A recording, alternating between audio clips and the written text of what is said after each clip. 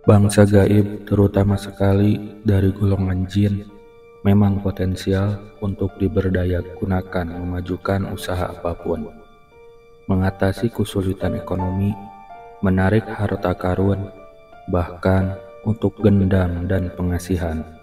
Tentu saja, hal ini dapat terjadi sesuai dengan kemampuan mereka.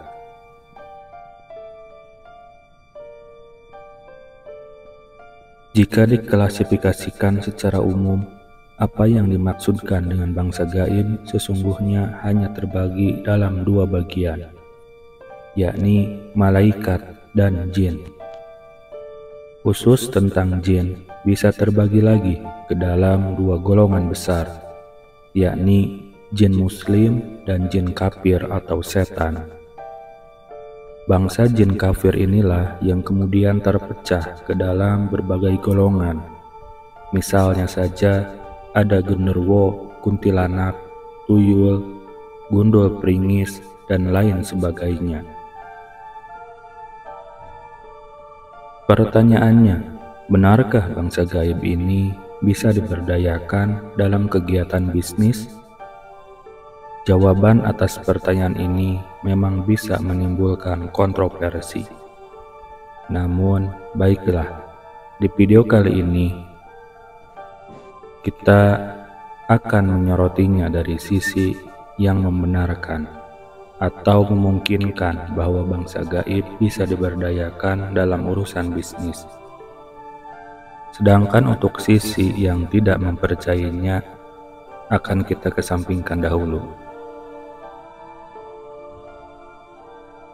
Bangsa gaib terutama sekali dari golongan jin, baik jin muslim maupun jin kafir, potensial untuk diberdayagunakan memajukan usaha apapun, mengatasi kesulitan ekonomi, menarik harta karun, bahkan untuk gendam dan pengasihan. Tentu saja hal ini dapat terjadi sesuai dengan kemampuan mereka. Dalam dunia mistis Islam, atau kemudian juga disebut dengan ilmu hikmah, dikatakan bahwa bila seorang mengamalkan riyadoh atau wirid-wirid tertentu, misalnya saja mengamalkan ilmu khodam malaikat, maka dia dapat memberdayakan bangsa jin muslim atau malaikat. Meski malaikat yang dimaksudkan di sini hanyalah berbentuk khodamnya saja. Sebab sejatinya malaikat hanya bisa diperintah oleh Allah Subhanahu wa Ta'ala. Dalam prinsip ilmu hikmah, berdoa itu pasti dibantu oleh khodam baik atau malaikat maupun jin muslim. Mengapa ditegaskan dalam pembahasan ini bahwa hal tersebut berlaku karena bacaan yang menggunakan tulisan Arab yang sesuai dengan Al-Quran, maka pada setiap hurufnya mengandung khodam malaikat dengan jumlah tertentu. Bila menggunakan bahasa Jawa misalnya, tapi tujuannya semua ke Allah, maka yang ikut mendoakan dan mendorong keberhasilannya bisa malaikat atau jin. Alam gaib adalah alam yang tidak bisa dilihat dengan panca indera biasa karena mempunyai sifat non-materi. Walaupun tidak bisa dilihat dengan mata biasa, tapi sebenarnya kita dapat merasakan keberadaan alam itu. Bahkan bisa memberdayakan salah satu dari penghuninya.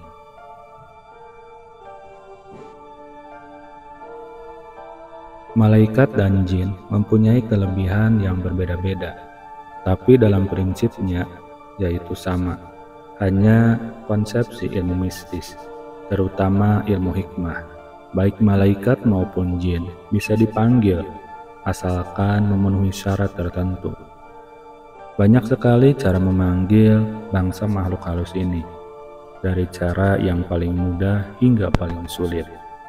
Semuanya tergantung dari guru pembimbingnya, mau diberikan yang mudah atau yang sulit, karena guru tertentu tahu akan sesuatu yang diajarkannya.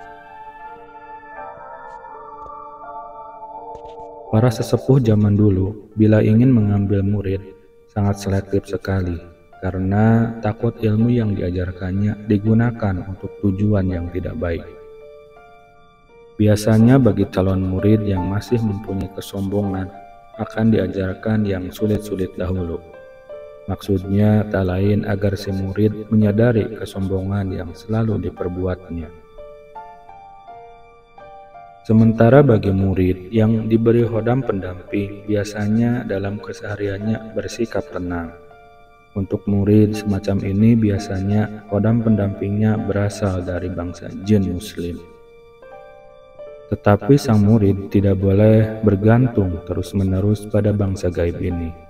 Karena itulah, khodam pendampingnya sudah disumpah oleh guru agar hanya datang membantu yang bersangkutan bila dia dalam kesulitan. Bila ingin mempunyai pendamping dari malaikat, biasanya seorang guru memberikan bimbingan agar sang murid harus memanggil sendiri malaikatnya dengan ritual yang sudah diajarkan.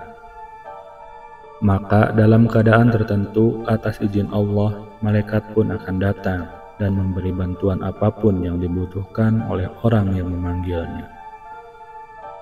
Cara pemanggilan bangsa jin malaikat memang sedikit berbeda. Jin bangsa jin membutuhkan sesajen yang beragam. Maka untuk bangsa malaikat umumnya hanya memerlukan minyak-minyak hikmah yang berkelas dan berharga sangat mahal. Dalam kemunculannya, tanda kehadirannya, cara bicaranya, kemampuannya juga terdapat banyak perbedaan. Perbedaan yang utama adalah sebagai berikut.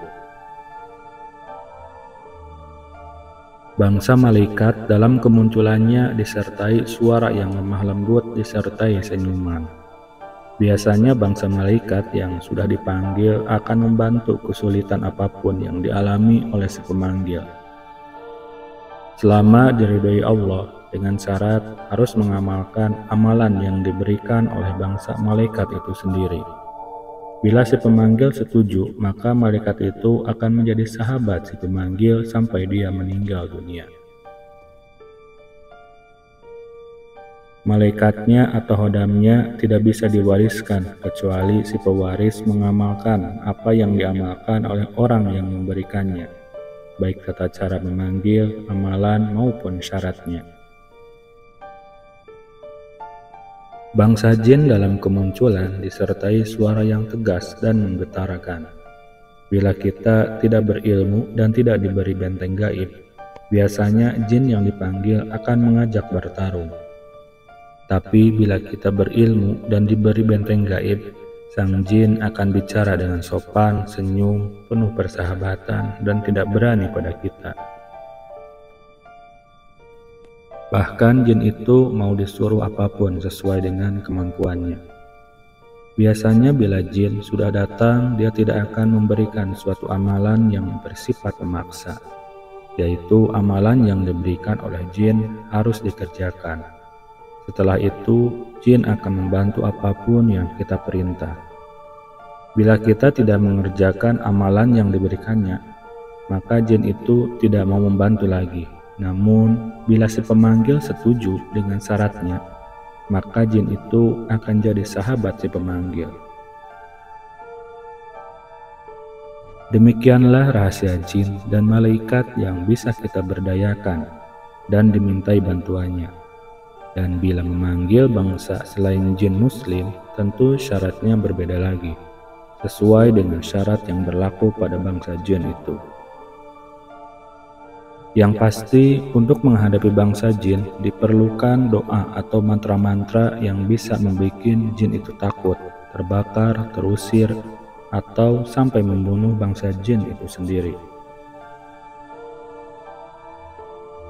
Untuk menghadapi bangsa jin, sesepuh Jawa biasanya menggunakan ilmu-ilmu berikut ini, yaitu ilmu kulhu geni, kulhu sungsang, aji komara geni, inti lebur sakti, kulhu durga balik, dan lain-lain. Konon ilmu-ilmu tersebut di atas bisa membakar bangsa jin, bahkan radius 5 meter. Untuk melihat tanda kehadiran atau memasuki alamnya bangsa jin, sesepuh Jawa juga telah mewariskan ilmu khusus, Sebagai contoh adalah Aji Suket Kulonjono. Walau begitu, bangsa malaikat tidak bisa dilihat dengan ilmu Aji Suket Kulonjono, karena malaikat tingkatannya memang lebih halus dan lebih tinggi. Menurut pemahaman ilmu gaib, bangsa malaikat dan bangsa jin memiliki beberapa persamaan dalam ciri kedatangan atau kehadirannya. Persamaan yang dimaksud antara lain sebagai berikut. Biasanya sebelum muncul ada angin sepoi-sepoi, tapi kadang-kadang anginnya kencang. Disusulkan kemudian dengan munculnya cahaya. Warnanya kadang putih, merah, biru, dan lain-lain.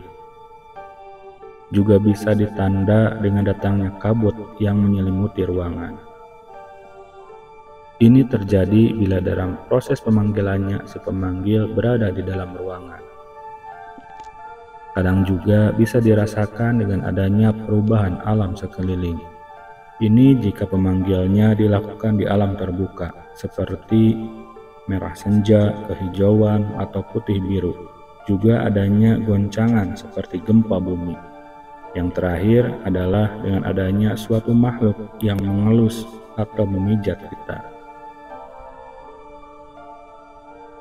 Setelah itu biasanya malaikat atau jin muncul sambil mengucap salam sebagai tanda kedatangannya. Ciri-ciri tersebut memang tidak berlaku umum, yang pasti setelah kemunculannya biasanya makhluk halus itu bisa dimintai pertolongan untuk berbagai hal. Termasuk dalam hal ini adalah untuk memperlancar kegiatan atau transaksi bisnis kita. Secara teoritis sepertinya relatif simpel, tapi dalam prakteknya tentu saja tidak akan semudah itu. Ada banyak resiko yang terjadi bagi orang yang nekat melakukan ritual semacam ini. Karena itulah imbauan kami, jangan coba-coba melakukan ritual pemanggilan bangsa gaib sebelum kalian sendiri mumpuni dalam ilmu ini. Kalau nekat juga itu resikonya bisa fatal. Manusia diciptakan oleh sebagai makhluk termulia di jagat raya ini. Karena itulah sudah sepatutnya jika kita tidak mengandalkan bantuan bangsa gaib dalam bidang apapun.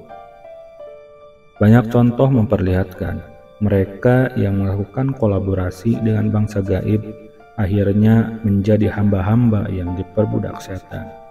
Nauzubillah summa nauzubillah. Sekian untuk video kali ini. Sampai berjumpa kembali di video misteri selanjutnya.